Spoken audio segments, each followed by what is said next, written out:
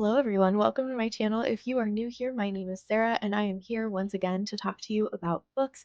As of the day that I'm filming this, it is October 1st, which means I have an entire month of books to catch you guys up on. I read 5 books in the month of September, which is lower than usual for me, but at the same time, I really enjoyed the books that I was reading and some of them were a little slower paced, so it makes more sense that I was going through them a little slower. So the first book that I read in September was A Love Song for Ricki Wilde, which was a really good book to transition from summer reads to fall reads with. If you're kind of looking for a romance that'll take you from one to the other, I highly recommend this one because it is at its core a contemporary romance. However, it has this beautiful sprinkling and dusting of magical realism that allows it to bounce back and forth between a historical romance and a contemporary romance via magical realism because the main love interest in this story is cursed very similar to like The Secret Life of Addie LaRue, where he needs to stay in constant contact with someone in order for them to remember him, and also he cannot die, so he's living through these generations. And you're able to see like the impact that he has on music and on the community. um, and also just the way that he grows throughout the story. You're able to see that through various generations, but then you're also able to see them fall in love and how that changes things.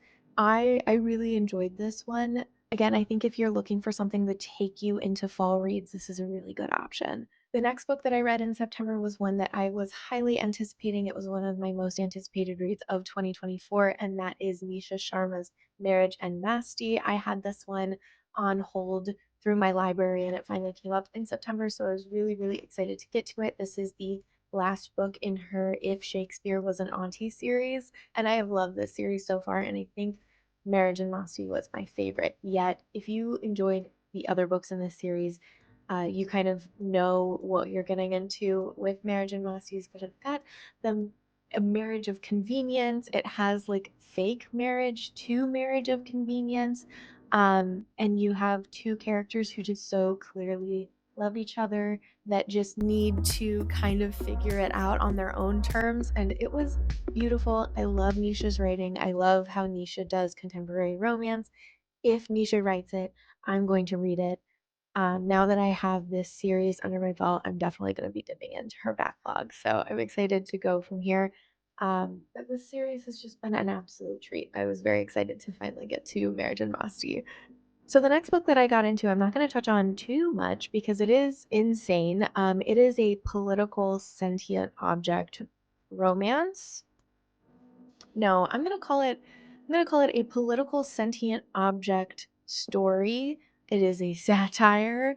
It is called Pushin Cushions, and it is very much taking advantage of some current inspiration. It is like 30 pages on Kindle Unlimited, and the happily ever after is more of like a happily ever after for the world at large and not necessarily for the main character. If you know, you know. I'm not going to get into this one too much. It was silly. It was silly. It was goofy. It was satire. And it made me laugh. And that's, I think, exactly what they were going for. The next book that I read was Heaven by Meiko Kawakami. Now, this one is a translation from Japanese. I am trying to get more translations read this year because I think they're really important. And this one was really interesting. It's definitely literary fiction. Like if you don't like a book that like doesn't really have all that much going on plot wise, you probably won't like the story, but it has a really beautiful way of being told. It's about this little boy. He has a lazy eye. He is relentlessly bullied. This was very difficult to read at several different points. This little boy is very lonely. He's very depressed. And the way in which he is bullied is devastating. It's devastating. I had to put the book down and kind of walk away a couple different times. But I definitely think it was worth the read. The way that kind of themes are intertwined throughout the story and in the way that characters kind of show those different themes was very beautiful. Again, I would highly recommend checking out any and all trigger warnings before getting into this one, I'm going to list just the ones on Storygraph over here. I'm going to take a screenshot and put them here, and this is me reminding myself to do that. But I think this one was really good. I had a hard time putting it down, even though I had a hard time also reading it. So do with that as you will. I thought this was very well written. And then the last book that I read this month was An Academy for Liars by Alexis Henderson. This is the first book by Alexis Henderson that I've ever read. I listened to this one on audiobook via the PRHAudio influencer program. So thank you so much for giving me the free version of that book. That was fantastic. The audiobook was thrilling. I loved this. This was again a really good like start of fall reads because it has dark academia vibes, it has romance, it has mystery, it has magic. In one of my favorite things about An Academy for Liars is that it knows how and when to end. This, as it was currently written, I don't know what future plans it has, if any, but it is a complete story in and of itself. And I feel like that is so rare, specifically with like mystery, dark academia, magical fantasy books with romance. Like I feel like it's so common for those books now to have several different books in the series where it just seemingly never ends. This is not that.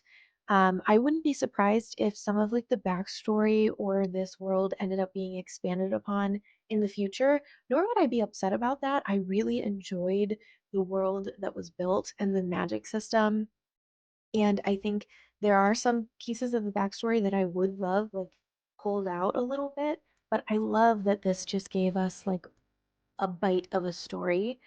Um, I love that so much.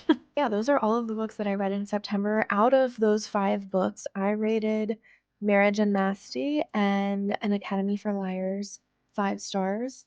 I rated A Love Song for Ricki Wilde like 4.5 stars. Heaven also got 4 stars, and then Pushin Cushions, I'm not rating that because it's ridiculous. It's ridiculous. How am I supposed to put it on the same scale as like Heaven? Are you kidding? So yeah, that is everything that I read in the month of September. I currently have a list going of recommendations for books that I think will be perfect for your fall TBR. So if you're at all interested in that, make sure that you subscribe below. While you're there, go ahead and leave a comment on books that you've read recently that you really love. I am constantly looking for books to add to my TBR. If you are still here with me, thank you so much for joining me today. I hope you guys have a beautiful, beautiful day. Mwah.